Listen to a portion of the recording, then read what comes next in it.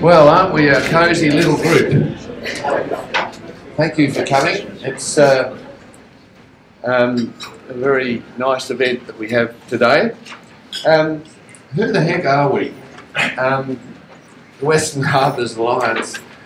We're the group that did the Lithium Valley report as a thought leadership exercise to try and put some ideas out there.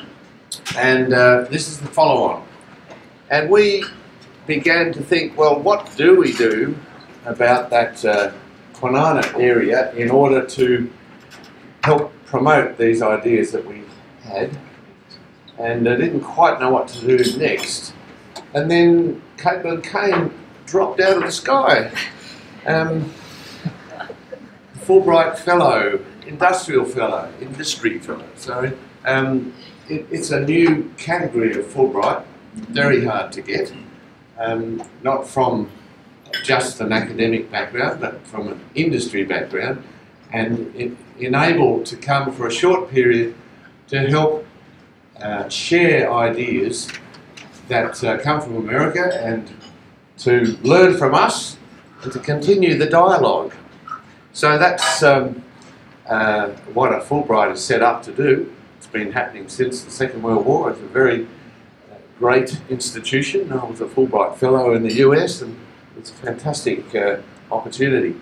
So Caitlin has been here 42 days, finishes today. Not allowed any more than that. So after tonight, I'm not allowed to talk to her. She's got a few more days here on a bit of a holiday. So Caitlin has a background in economic development. She is an urban planner. She was the CEO of the World Trade Center in New Orleans.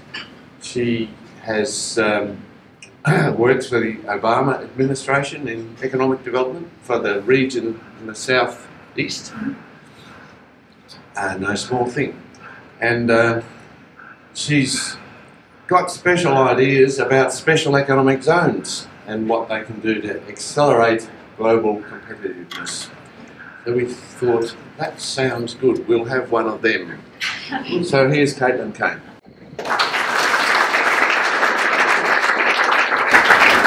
Thank you, Peter, for that wonderful intro. And I am so happy to be here this morning with you to share some of the insights of what has really transpired to be quite the adventure.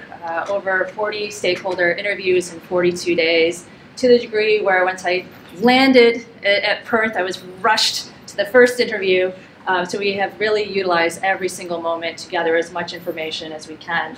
But I would be completely remiss if I didn't thank all the other members of the team. I was not the only person part of this. There were a lot of other minds that really brought all of these ideas together. So I'd really like to thank, of course, Western Harbours Alliance, Kim, Regional Development, Australia, Perth, Colleen, Infonomics, and of course, Curtin University for sponsoring this Fulbright opportunity. So as Peter was stating earlier, my background is really in economic development and international trade. And the group has been focusing so much on the Western trade coast, as I'll get into in a little bit. But in particular, they were interested in having me come and look at how the Western trade coast area, and Western Australia in particular, could really take advantage of being more globally competitive and really looking outwards rather than focusing so much on regional competition and playing more on the global stage.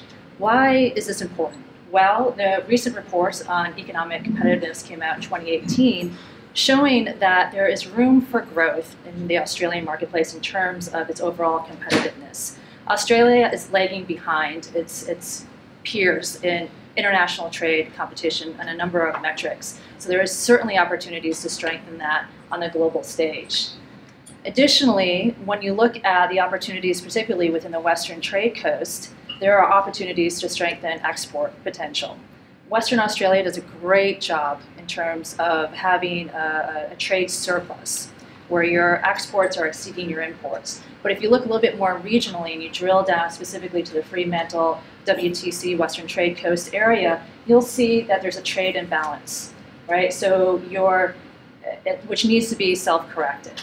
And so you marry this with your current socioeconomic conditions. And from this, I'm really looking at the higher levels of unemployment that you see characterize this region.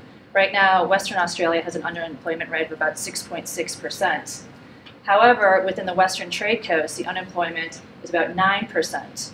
You drill down into the data even more, and you look at the youth level of unemployment, which is pretty staggering. That's about 14.9, almost 15% for Southeast Perth. But you go out into the regions, right, where you're going to see the majority of growth occurring over the next decade, and that youth unemployment transpires up to 21%, which is pretty staggering. So that's a challenge. So how can we correct for this challenge? Utilizing all of the assets that we have, particularly within the Western Trade Coast. And can you hear me in the back? Okay, great. All right. So many of you are very familiar with Western Trade Coast, but for those of you that are not, it is the area delineated in red. It is an area of about 6,000 hectares that is characterized by a number of major assets, both heavy industry, light industry. It's a multimodal hub with major connections to the port, to rail, to the highway network. And of course, one of the other major assets in here is the AMC, the Australian Marine Complex, the LAT 32 area, and of course the buffer zone for the entire area as an industrial complex, not to mention Rockingham and all the industry taking place in Kwinana. So it is a true gem. So the idea is, how can we really capitalize on that gem to correct for some of these socioeconomic conditions? The opportunity lies in really focusing in on value-add manufacturing opportunities. In fact, there was a report that was issued by Infonomics last year that showed if we could drill down and really focus in on value add, we would increase the level of export out of the Fremantle port by about 33%. That's huge. That is a great opportunity. And when we're talking about value add opportunities, value add is based on this idea of comparative advantage, right? You do something better at a lower threshold than anybody else in the world for a variety of reasons. It could be labor costs, it could be land costs, or it could be that specialized knowledge. But for whatever reason, you do that really well. And in Western Australia, and particularly in the Western Trade Coast, you do 3 to 4 things exceedingly well, and for which you really need to take more advantage and investment in these opportunities. And those areas and those particular niche sectors include energy metals. Specifically, electrochemical processing of lithium. A lot of this was laid out previously in the Lithium Valley report that was issued last year by RDA. And particularly within this value chain is the ability to drill down and take advantage of manufacturing opportunities with battery metals. Right now, Australia is only capturing about 0.5% of that. The Western Trade Coast is poised to be a manufacturing hub of this new niche industry. Additional industries that need to be considered also include agribusiness. This is food processing, specialty food. It could be anything from the development of taking in that livestock, doing cold storage, doing processing of tomatoes and other food products for export purposes. And it's also strengthening what you currently have on site. And a lot of that is actually taking place in Kwinana right now through the waste complex systems. So it's really just doing a drill down of your assets, of your raw materials you're otherwise exporting out, and creating value add opportunities in that. What will that do? It will drive workforce development and job opportunities for this region. Again, getting back to addressing that overarching challenge of this particular region, which is a high unemployment rate. So why isn't more value add taking place within the Western Trade Coast? Well, I've been here for about 42 days, and in that time period, I've had a number of stakeholder meetings for anybody that would take a meeting with me. Nonprofits, public sector, you name it, we met with them. And under the course of many of those meetings and reading through a number of research reports, some interesting things materialized. What we discovered was that the entire Western Trade Coast kind of lacks a coordinated business development approach. That's not to say business development isn't happening in the area. It is. The jurisdictions and a number of agencies are doing business development through their respective lens, and they're doing it well for their jurisdictions. However, there's a lack of focus of business development for just the Western Trade Coast as a unified whole. And that's a challenge, especially when you're trying to create a district with global footing. Because of this, the marketing and branding of the entire Western Trade Coast is a little bit disjointed. And so there are opportunities to really promote that in a more pronounced fashion. The lack of a unified voice is a challenge because you are also lacking then a coordinated economic vision for the entire Western Trade Coast area. And that lack of focus is what's preventing the ability to really hone in on your value add opportunities and to create the action steps needed to turn that into more opportunity for that area.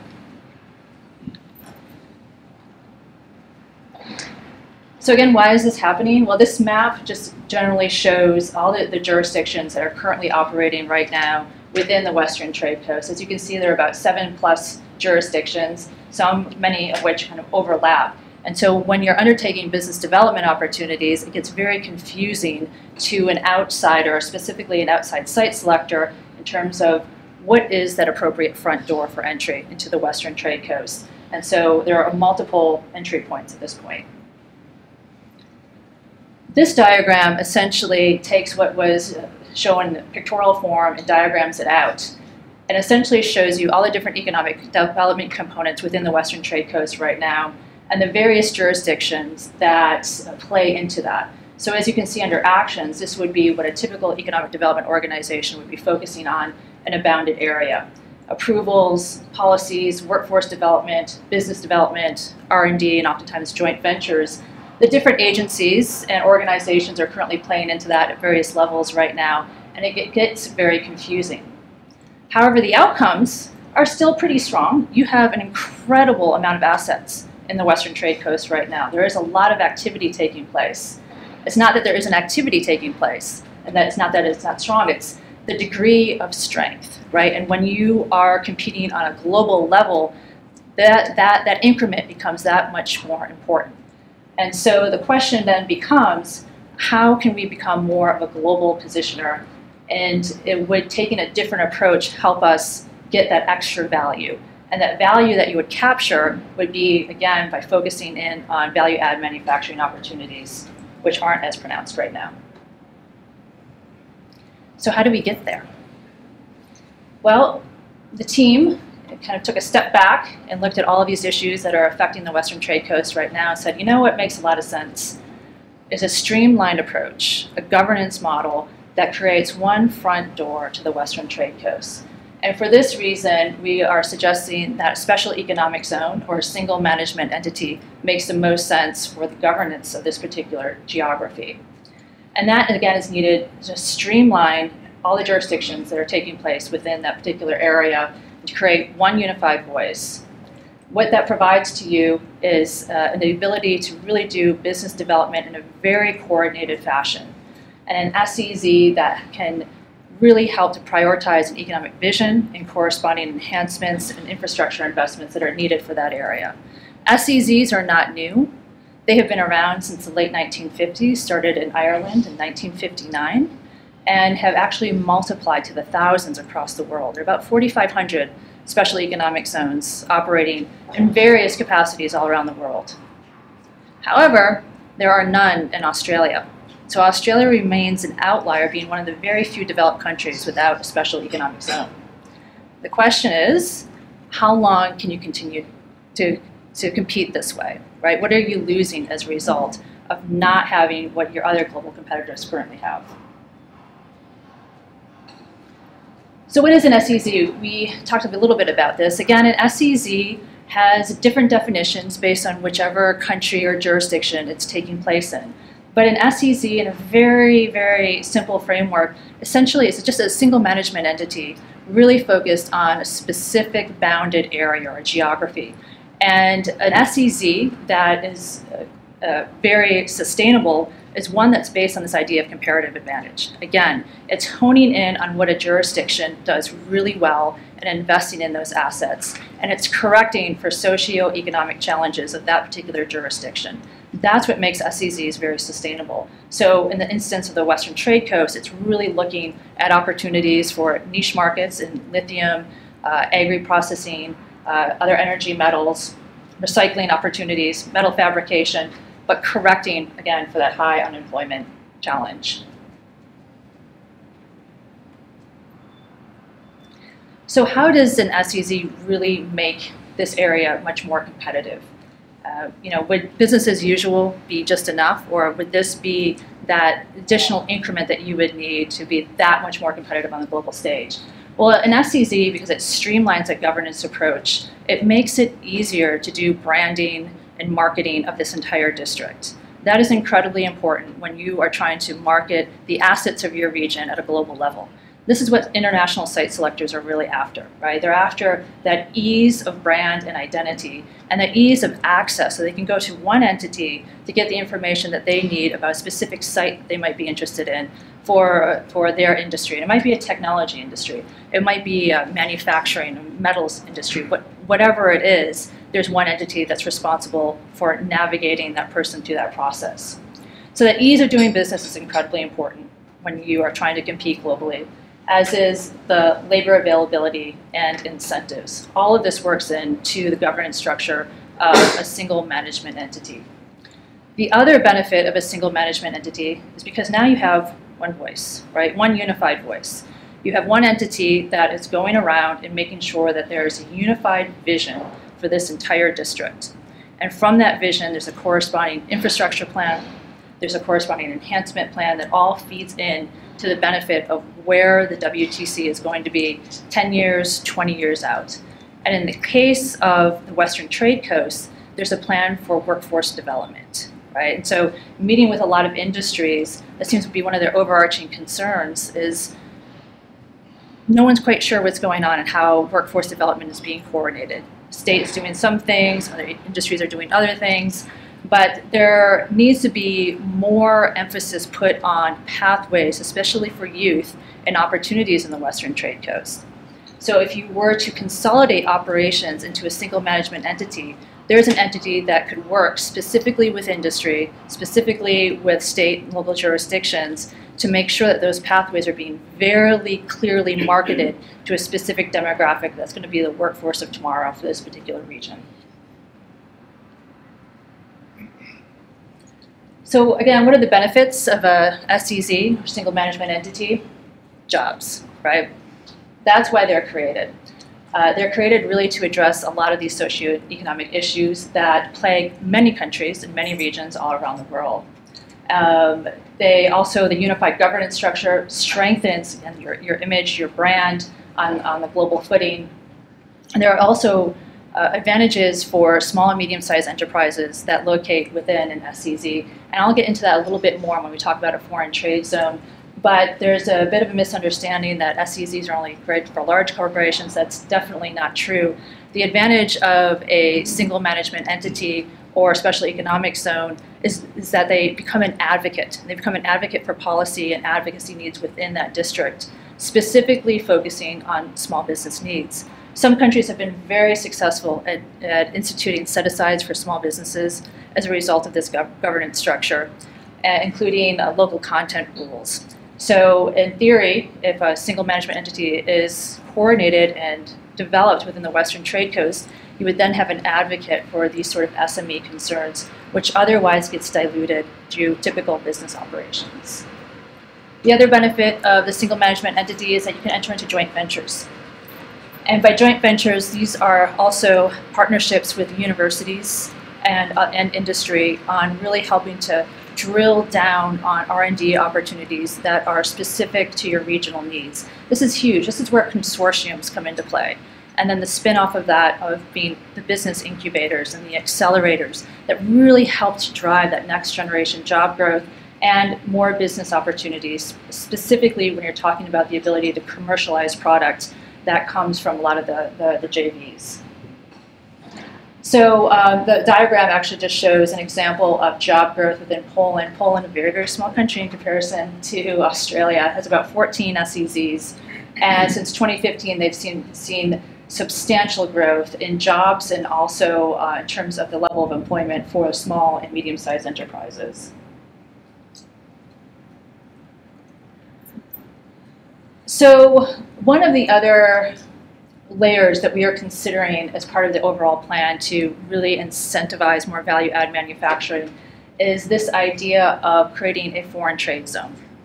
And what we're actually looking at is the whole of Western Trade Coast, which is outlined in white, with the foreign trade zone, or an FTZ, outlined in purple, specifically within the sections of 3 through 6, which is lat 32.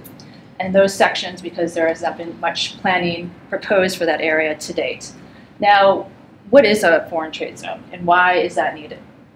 Well, a foreign trade zone is essentially a duty-free area. There are many of them throughout the United States. We have about 300 duty-free areas that really allow for the co-development of manufacturing opportunities focused on value-add opportunities. FTZs usually take place in multimodal hubs, so this is a perfect area because they need immediate access to ports, highway networks, freight, but they're part of both the domestic and the global supply chain.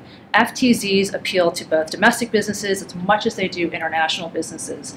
So if you are a region that's trying to attract FDI or foreign direct investment in, FTZs appeal to those international businesses that will then be importing a lot of components, as it does to domestic businesses that are looking to grow production base to export out, and they're looking to manufacture on site.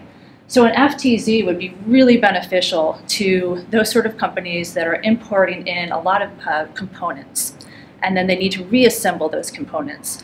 And within an FTZ, you can often import those components at a certain duty threshold, reassemble them, and then export them out at a lower level. So there's a huge cost savings to businesses as a result of that. If you are an agri-business and you locate within an FTZ, it's something similar. You have all that production that's done on site. You can package on site, you can wrap on site, export out, do your labeling, take advantage of all those co-location benefits that come from this particular zone. And that's where you get those economies of scale working in your favor. FTZs have been very successful in the United States. Again, we have about 300 of them. Most ports are associated with some sort of foreign trade zone. Here in Australia, you have bonded warehouses, which act in a similar manner, but are quite different in terms of the threshold level of value-add manufacturing that can actually take place. So this is a zone that incentivizes that actual manufacturing process. So now we're bringing it all together. Having outlined this idea of the single management zone and foreign trade zones, this diagram really depicts what would the Western Trade Coast look like if it was managed under a special economic zone or a single management entity, or whichever terminology you want to provide with it. Essentially, what you would have is one entity in charge of this entire world, Western Trade Coast, that would produce a number of economic development actions associated with the area. Marketing and branding, approvals, planning, land assembly, and zoning. That would be working in concert with the Land Corp and the required state agencies that do that, and they do that very, very well. It would not be taking away any of that. It would just be enhancing the level of interplay between those organizations. Focusing on policy and advocacy, which currently does not exist right now. Again, you'd have one voice championing all the investment in that area. You'd have one entity focusing on business development. That's both attraction and retention. Now, business development isn't just about going out and waving the banner and trying to get the industries in. It's also about preserving the industries that you have in place. It is so much easier to retain your business than it is to go out and attract new business, and they are equally important. And so this entity would be in charge of ensuring that that balance is maintained. And of course, workforce development. Again, going back to what I said earlier, one entity really focusing in on the workforce needs of this particular district as it relates to the industries that are currently taking place and industries that they're trying to attract in. And those are different strategies. You really need a drill down approach. So if you take that and you add an incentivized layer, right, foreign trade zone, what would you get that you currently don't have? And that's what's denoted in the red. So essentially, you already have great assets. You have AMC.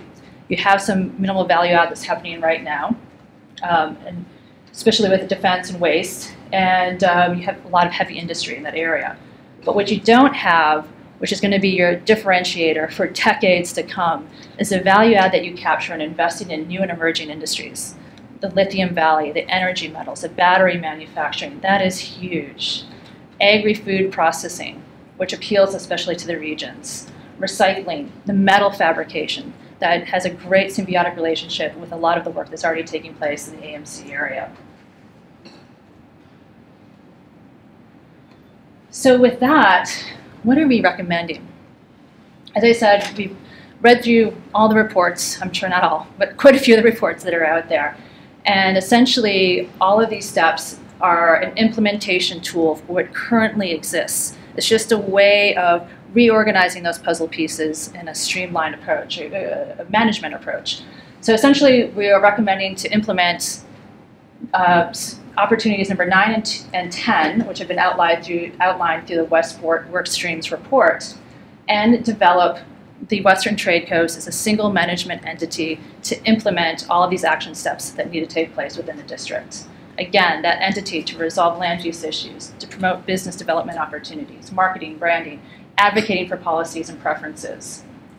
Additionally, we're recommending that a specific area within LAT 32, sections 3 through 6, again, because those are the unplanned sections right now.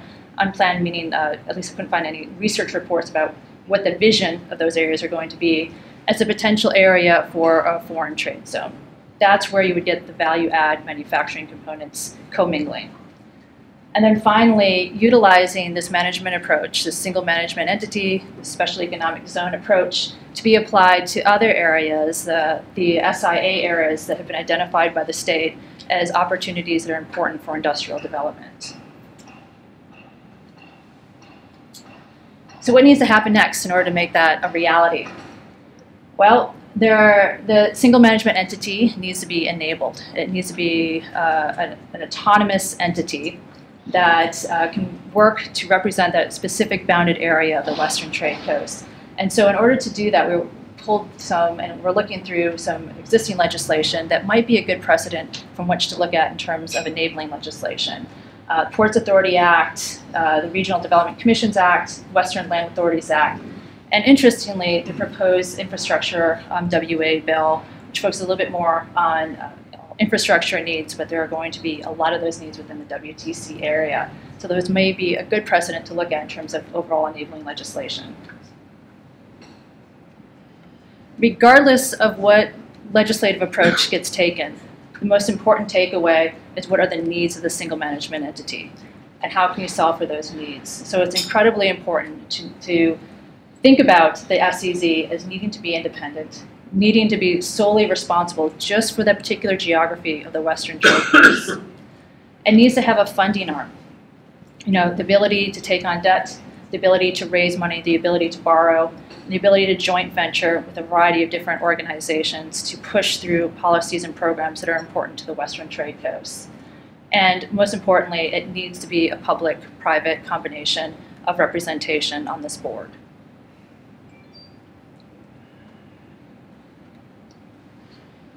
So it's now or never, right? There have been a lot of reports that have been, we've been reading through that have spanned decades. You can see everything from the 1960s forward on the conceptualization of the Western Trade Coast. And now is an incredibly important time. And why is that the case? Well, Western Australia, in particular the Western Trade Coast, it needs to become a global player, right? These geopolitical trade wars are a reality. I come from New Orleans, Louisiana, where we're heavily engaged in trade wars right now from my state with China and issues. We're also heavily engaged with trade wars on steel issues, foreign imported steel, Australia being a part of that.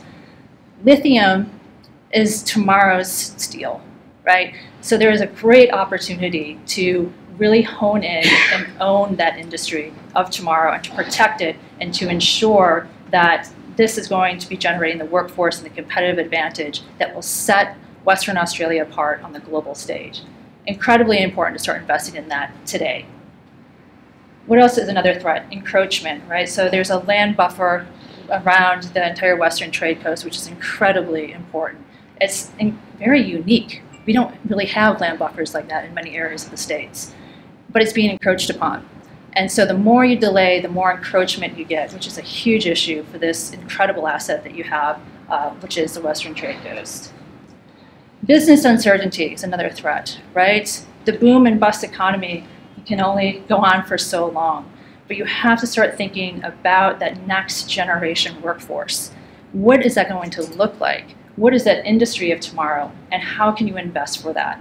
That level of investment provides a differentiator within the economy that stabilizes things a little bit more, almost making it that much easier for other industry, other mainstream industry, to start investing also around the edges. And that is what the area like the Western Trade Coast really needs to grow for the next 20 to 30 years. Again, we talked about the workforce challenge. This is simply one of the solutions to the overarching high unemployment level of this particular region. Investing in that workforce of tomorrow is incredibly important, and a value-add approach is one way in which you can generate the jobs that are needed to drive that future industry. And then finally, the most important is the current lack of implementation, right? There have been many, many reports that have been put out there. Now is the time to act, and this report is report in quotes, is meant to be more of an implementation tool, something that can really be seen as an activator for these regions that have already been prioritized by the states in terms of being a critical asset. Here's an approach, a management approach to activate these areas and really put some of these regions on the global stage. And that's what we hope to see for the Western Trade Coast. And with that, I would like to take any questions.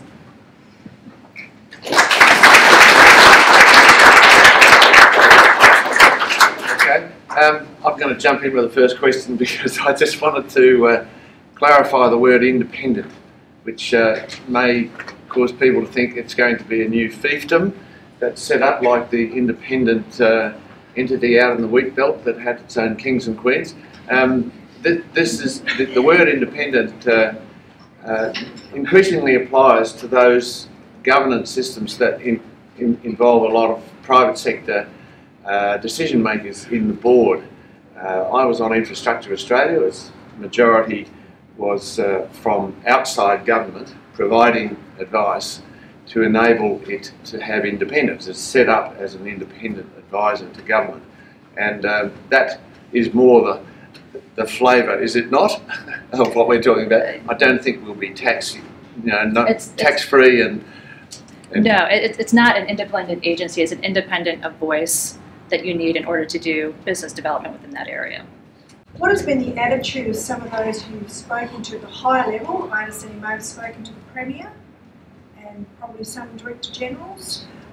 What were their attitudes at having a Western Trade Coast Council entity? The common thread in all of it is there's an awareness that something needs to happen. There's an awareness that this area is incredibly special, that it has innumerable assets. And it's just a question of how do you activate it, right? And so using this and walking a bit away from this idea of a special economic zone as just being one of, you throw up a bunch of incentives and they come, and you embrace it more as a management, a governance tool, really a way of doing best management, economic development practices, then that's kind of like it's been more the aha moment for a lot of, I think, I would say leadership. I don't know, Peter, you can probably comment on that as well. I agree. The aha moment occurred frequently. I remember when the governor finally got it, he just said, well, it's a no-brainer, isn't it? So that's the kind of reaction you do tend to get. And I like that kind of approach that enables that aha moment. Nicole. Thanks, Caitlin. That was really fantastic, and I'm glad that you've had lots of engagement. It's really good to test these things with people that are in the mix, so I'm pleased that they've all been available to see you. We're about to embark on a piece for Westport Literary Southwest Group on a very similar issue, and I think what we'll do is we'll probably take maybe another level of granularity about the how. So you looked at some of that overarching and working with local governments. I think it'd be interesting for us to look at, well, what currently exists and how do you actually take the next step. So I think this is a great framing piece. My understanding of special economic zones and the way a lot of them are used in language seems to be more around tax incentives in the past, and certainly global examples that I've seen that to me, whilst the governance and that coordination is critical, and I think the East Coast, and particularly Queensland, does that better than us, to me that real catalytic change comes from the tax element. And my understanding in Australia is the reason that hasn't happened is because constitutionally we can't do that. From a federal perspective, locally maybe there's a bit more play, but we don't have the same sort of levers to pull. So is your model based on tax incentives, or is it literally just that coordination? No, this model is based on the low-hanging fruit, right? It's currently, what are the assets that are out there? So because we focus so much on the governance side, it is looking at how do you pull all these pieces together and tackle the Western trade coast from a pure business management perspective to address these issues that are not being addressed currently within the district, from enhancements to parking issues, land use issues, all workforce development issues.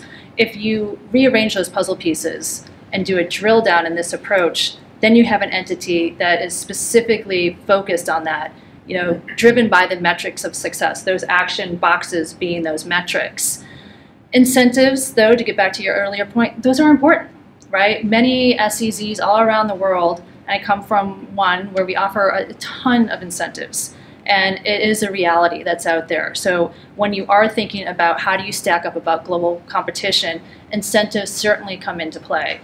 How you define those incentives, well, that's a different matter, right? You can have tax incentives, you can have land incentives, you can have workforce development incentives. They're all over the place. And so you can be very, very creative in how you layer that incentive and package it to then sell it to an industry that might be interested in the Western trade coast. Yep, you're right. Australia was actually founded on the basis that we can't do tax incentives. That was how we were founded, and so we can't change that.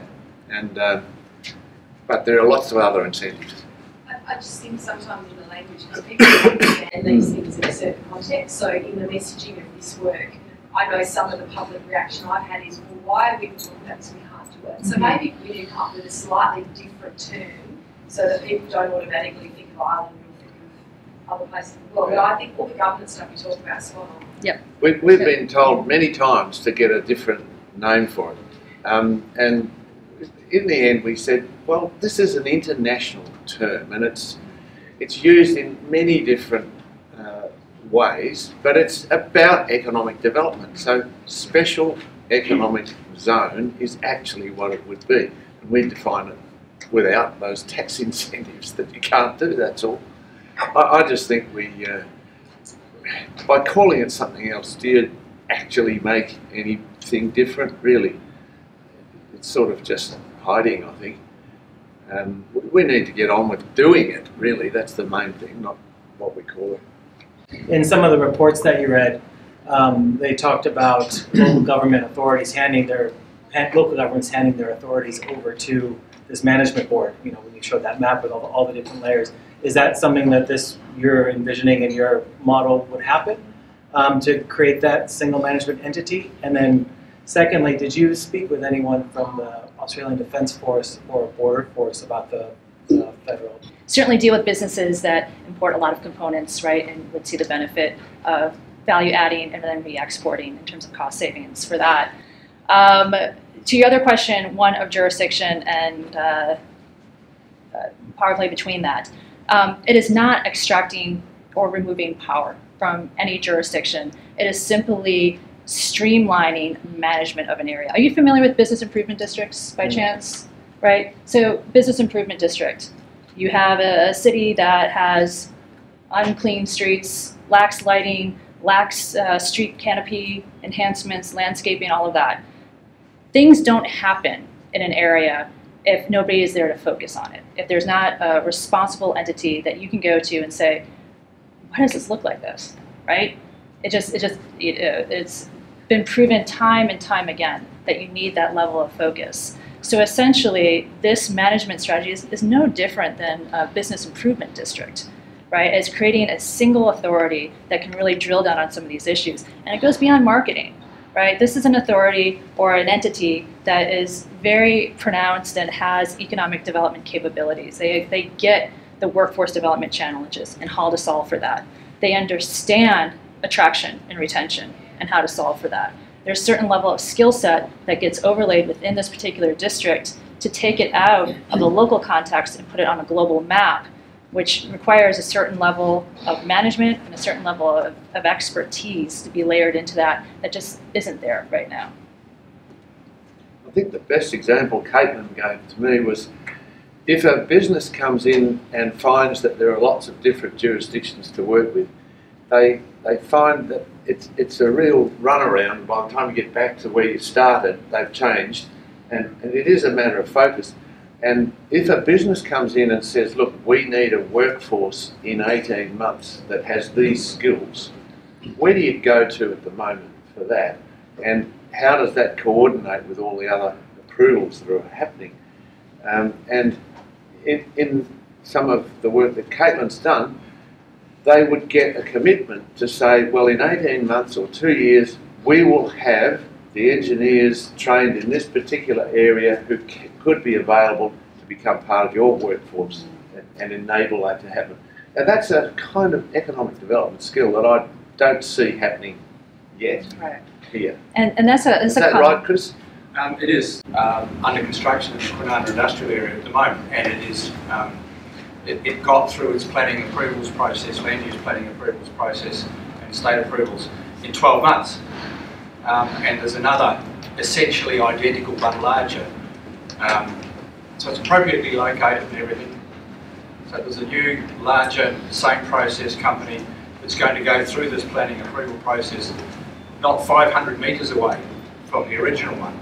And it's facing a 12-month approvals process. We had gaps in our workforce. We did not have enough computer programmers. We did not have enough business analysts that this technology company wanted, but we were able to work with them to come back and say, here's our plan of attack, right? This is how we're going to develop this pipeline with our 2-year universities, our 4-year universities, and our trades in order to get you the workforce that you need to be sustainable for the next 10 to 20 years within our region. If they were not able to go to an economic development entity like we're proposing here for the Western Trade Coast, we wouldn't have even been on that map. They would have moved on to the next jurisdiction without question. And it was that ease of doing business with one entity that was a differentiator in all of it.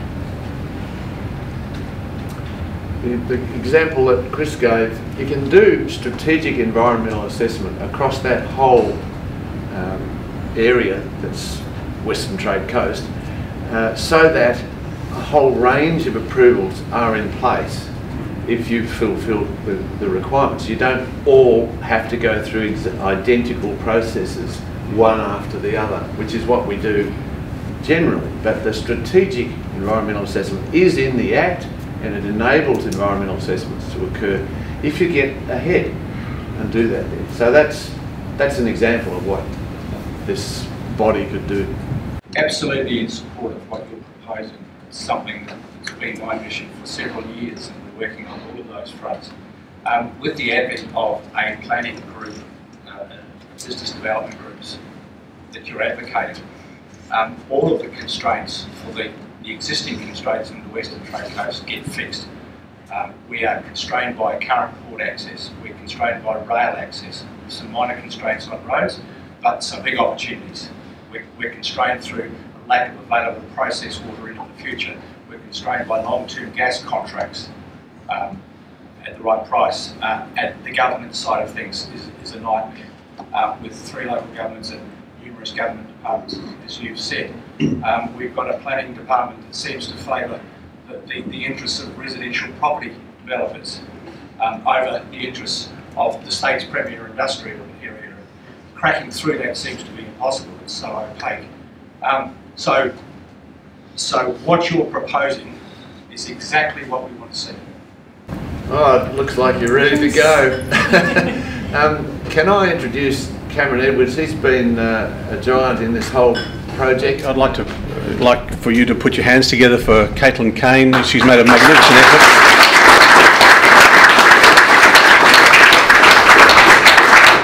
A truly wonderful effort to travel all around the world to where 60% of the time zone where 60% of the world's population lives, and we are really on the cusp of a major change within the Indian Ocean Rim and within international trade, and WA really has the possibility of taking advantage of that. So you've made a very positive step today to even come to this meeting and actually listen to the Western Trade Coast and about the special economic zone. And what you can do now is, you know, in Perth and in the state, is continue to be positive and talk about these issues and create more transparency and talk about the items about tax and approvals and so forth, because if we talk about them we can solve these issues. So thank you very much for coming today. It's been wonderful, and we have to thank Kim for all the efforts that she's done in the Western Harbours Alliance. To Peter, who has really been the driving force and the thought leader and the godfather of Lithium Valley, and really, you know, Caitlin wouldn't be here without all Peter's efforts. So magnificent effort. So thank you very much for everybody, and enjoy. Yeah, thank you. Enjoy. I'd like to thank the RDA Perth for all the efforts and contributions that they've made, in particular Colleen Yates, towards this very important project. Colleen and RDA really introduced this topic a couple of years ago and have been a driver behind the development of this report, and hopefully will contribute in the future.